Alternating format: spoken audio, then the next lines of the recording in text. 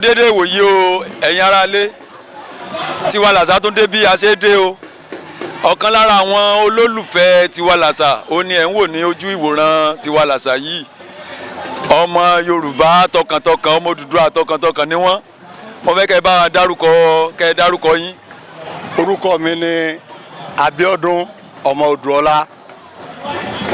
Ìlú Ọ̀yọ́ la wà yìí ṣé ọmọ ìlú Ọ̀yọ́ ni yín ni àbí àlejò ni yín nílùú Ọ̀yọ́? Ọmọ bíbí ìlú Ọ̀yọ́ ni mò ń ṣe.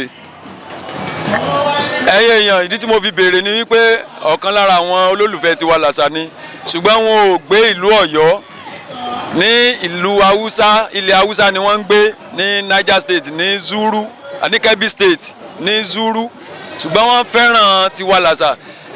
Mo fẹ́ kẹ́ ẹ sọ fún wa gẹ́gẹ́ bí ọmọ Yorùbá tí ń gbé ilẹ̀ Haúsá bó ni Yorùbá ṣe rí èdè Yorùbá àti ìṣe Yorùbá bó ni kí ni ìyàtọ̀ láàrin àwa Yorùbá èdè wa bá ti ṣe wa pẹ̀lú àwọn tí ẹjọ́ ń gbé papọ̀.